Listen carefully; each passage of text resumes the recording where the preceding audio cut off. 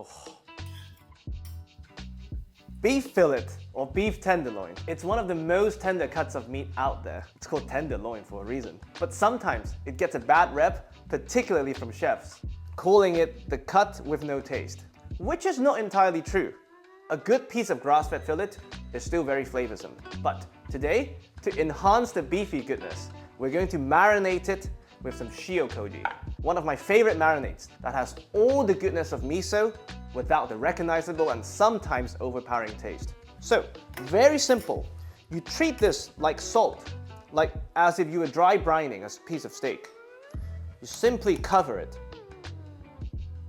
with some Shio Koji all over, and you want to create an even layer.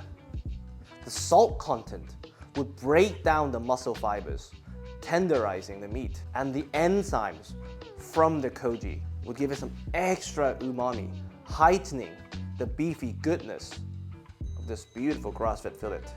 Once that's done, transfer it. Pick up all the residual koji rice. Even if you don't have Shio Koji, I would still recommend that you salt your steaks this way if you have the luxury of time before cooking. Now, this, given the size of the joint, will go into the fridge for at least overnight, up to about 3 days. I'll see you then.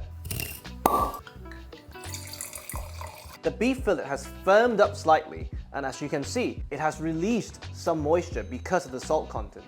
But a lot of the moisture would have been reabsorbed through reverse osmosis, making the beef even more tender. Now, to prepare this for cooking, we first scrape off the Shio Koji, then we grab some paper towel and we pat the surface dry as much as possible for better browning later. Like anything that has been in contact with Shio Koji, you want to be quite careful to not burn the outside. So for me, the safest way to cook it is always to bring it to the right doneness, and then you can brown it very easily. So today we're going to do a reverse sear. We'll cook it at a very low temperature in the oven until it's reached the desired core temperature. For beef fillet, I like it on the rarer side. We'll bring it to about 46 degrees Celsius, and the carryover cooking plus the searing would hopefully bring it to 52, which is closer to the rare side. To help us achieve that, we use an oven probe, and you find the thickest part of your beef fillet, and you go in. Now, we connect this, and we set this to 46.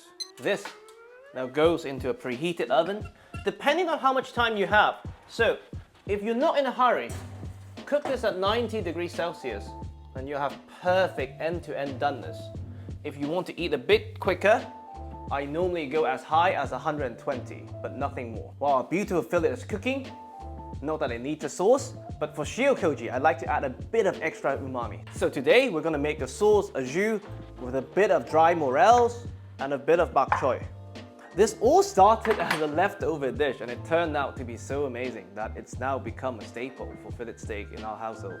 First, we have some rehydrated morels, but with this dish, you can use any dry mushrooms. All you need to do is to soak them in warm water until they're fully tender. Dry shiitake works extremely well for this recipe. So, all we need to do is we're gonna dice them very finely.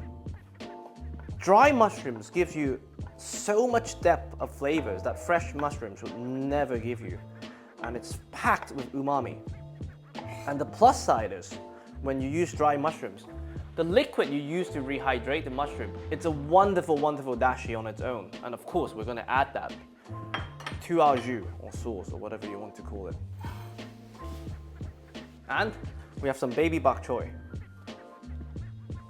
I accidentally discovered that when you cook the crab out of baby bok-choy, to the point that it's almost turning brown, it develops this wonderful depth of flavor and a funk that's almost similar to a Jura white wine.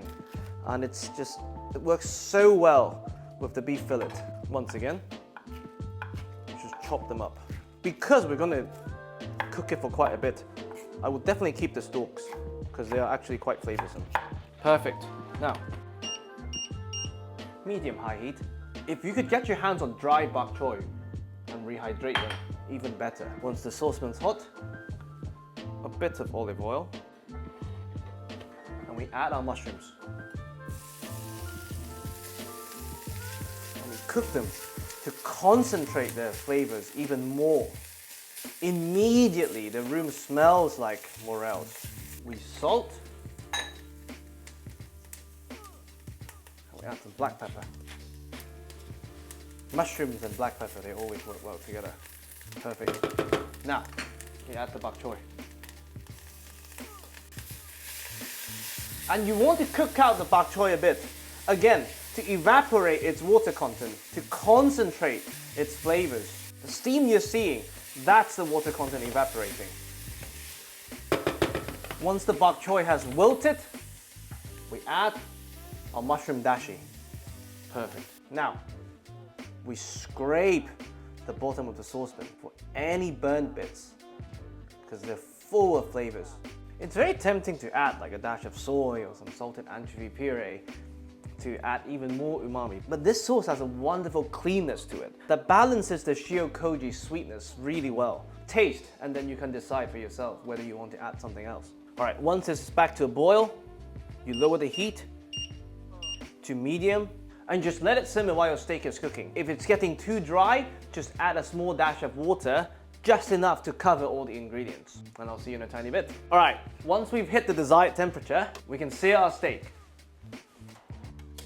Very simple, hot pan, but not too hot. I'd say start with medium-high heat to see how the koji reacts to the heat, because you don't want the steak to burn. The whole room smells like morels. It's incredible. And the steak goes in. A gentle-ish sizzle to start, so that you can mother the effect of the koji. Remember, the steak is already cooked through the reverse-sear. All you want to do is achieve the desired browning. So now we can go a bit higher.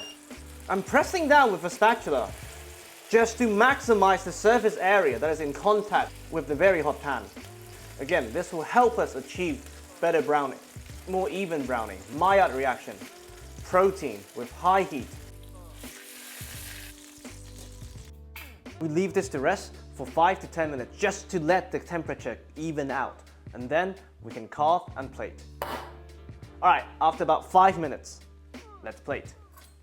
For beef fillet, I like really chunky portions, so about here would be perfect. It's beautiful doneness. Oh, and the smell of the koji, it's just incredible. Now, to plate this beauty, we take a ring mold, we take a wonderful mushroom and wilted bok-choy jus. You can see the color of the bok-choy has changed completely from that bright green color to almost a bit of brownish color. Oh, and the smell of morels. So, be very generous. And of course, we want the jus. Carefully, we remove ring mold and beautiful piece of fillet. End-to-end perfection. And that's it. This is Shio Koji marinated beef fillet. I really hope you enjoy.